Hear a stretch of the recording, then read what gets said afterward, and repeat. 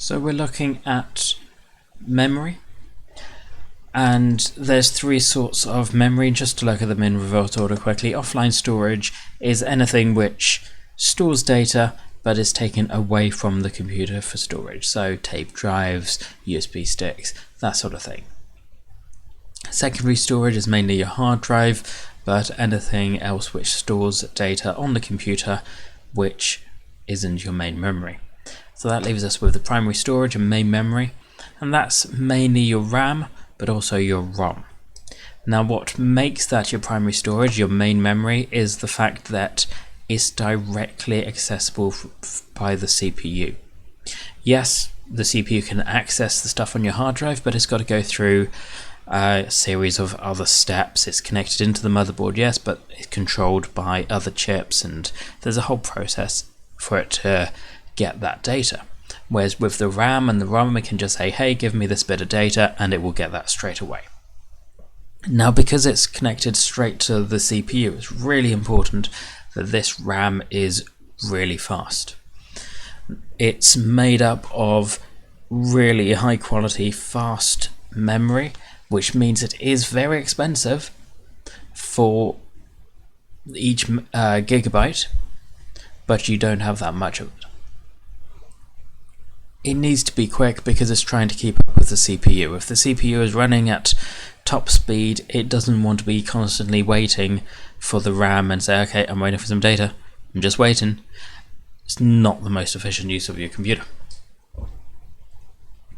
You've also got the ROM, which is read-only memory, and that on a normal general purpose computer using the von Neumann architecture, so all your PCs, laptops, tablets, the ROM is just the boot up instruction.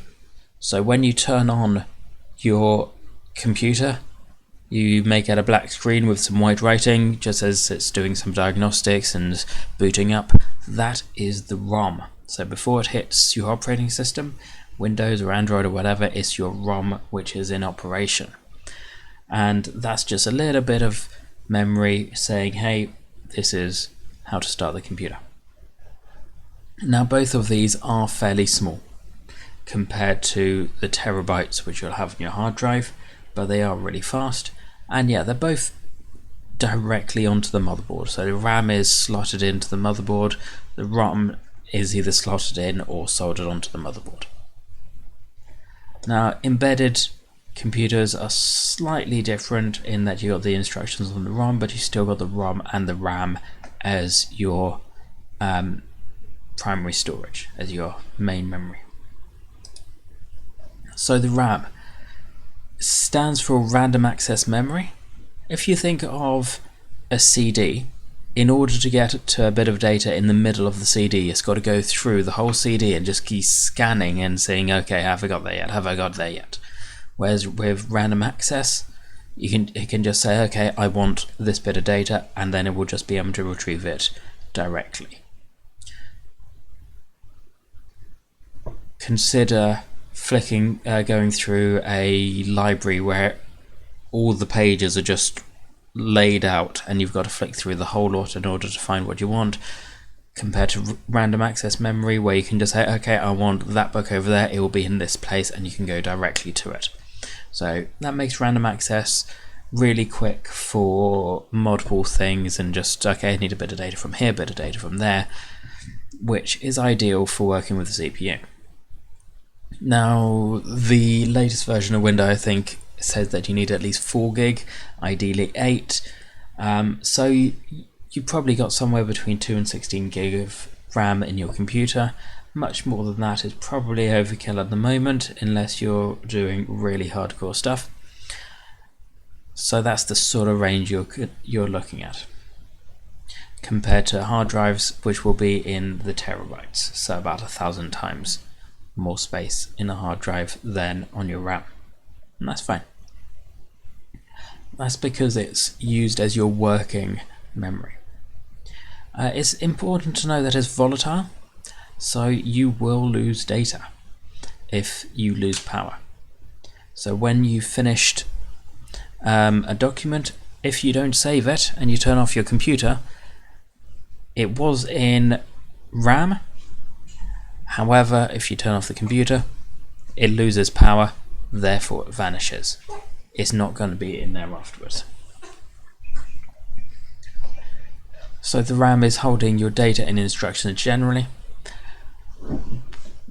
Embedded computers, you need to know as an embedded computer and the difference between that and a von Neumann architecture. You don't really need to know how the ROM and RAM are working as such on that.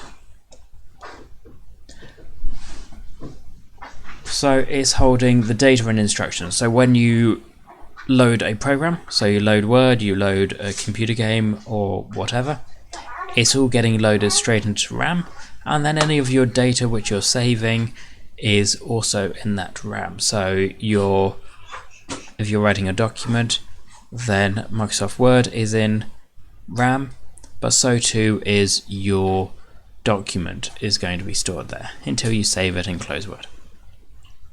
Your save game state on computer game will be stored in RAM until you commit it to a save.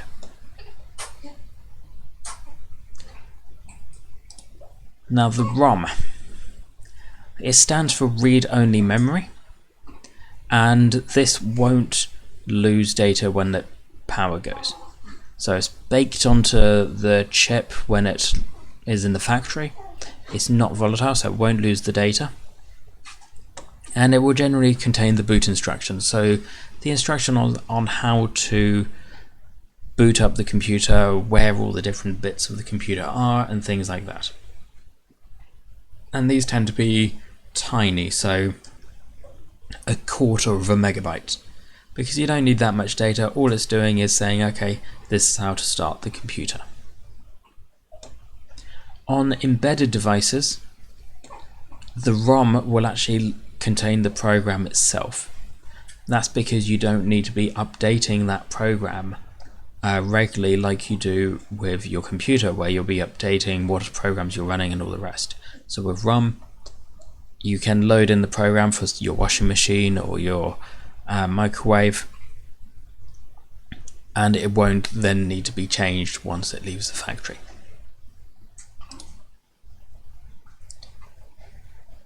Okay, so as we mentioned, the RAM is holding all of the information. So if you're running any programs, they're in the RAM. The operating system, of course, is the first program you're running.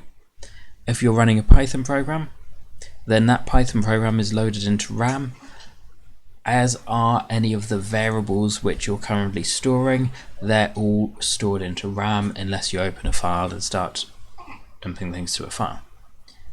As we mentioned, RAM is really fast, and it's the operating system which is managing all of that. So the operating system, when you try to store something in RAM, it will allocate a bit of RAM for that program. So when you run a Python program, it will say, hey, this is your bit of memory location, and then you can use on that. Python takes care of most of that in the background. So the operating system will chunk out the RAM and say, okay, this bit is for you, this bit is for you, this bit's for you, and so on. Does lead to the issue of, okay, what happens when you run out of space?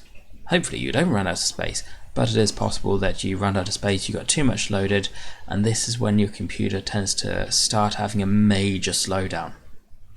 So if you run out of space here, instead of just saying, well, no, there's no more space and not letting you do anything, it will start using the hard drive, and it will pretend that the hard drive is some more RAM. And this is good in that it keeps your computer running and it stops it crashing, and it may mean that you can save the data which you're trying to preserve and make sure you don't lose it. However, it's painfully slow. Yes, you've probably got a couple of terabytes compared to a couple of gig of RAM, but it takes ages to access it. The comparison which I usually make on this is if a classroom is your RAM, you have 30 seats there, you can access anybody in the classroom really easily, so you can talk to anyone in the classroom without any issue. And that's your RAM.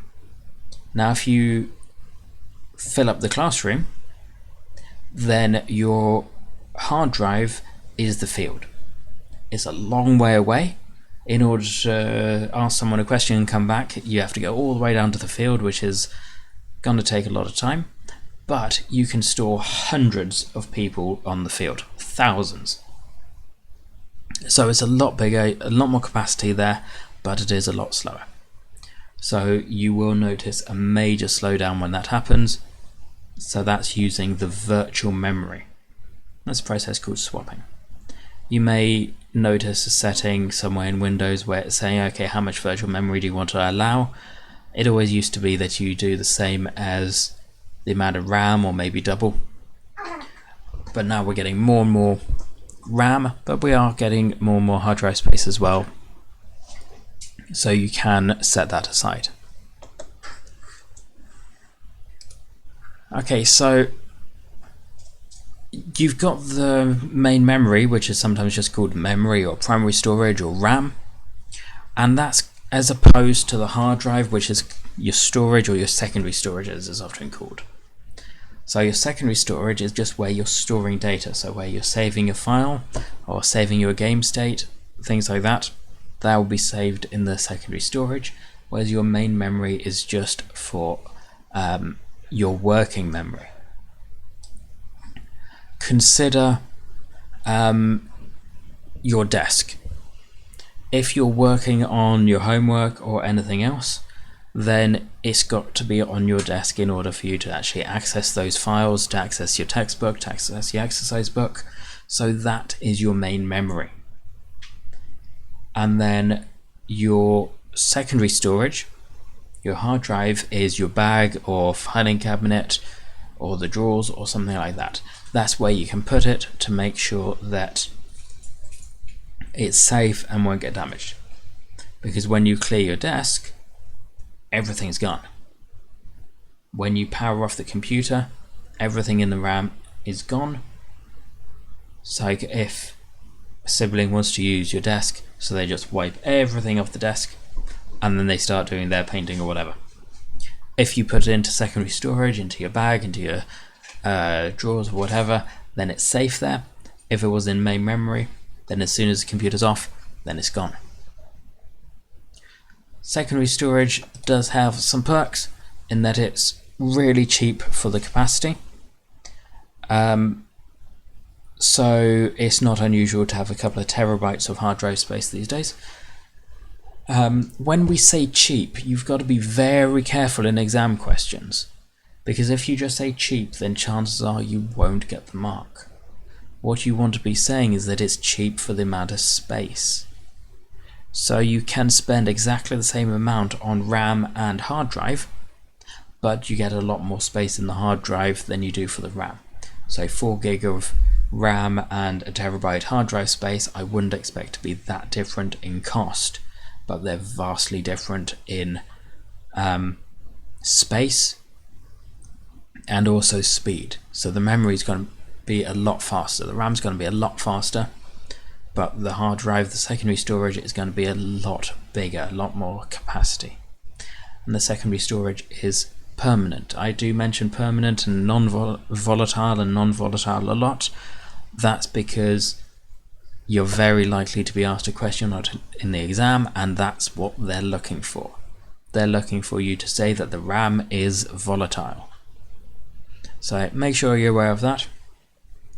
That's the main memory. We'll look more at the secondary storage and the different types in the next one, but for now that's an overview of memory and what you need to know about it. Cheers.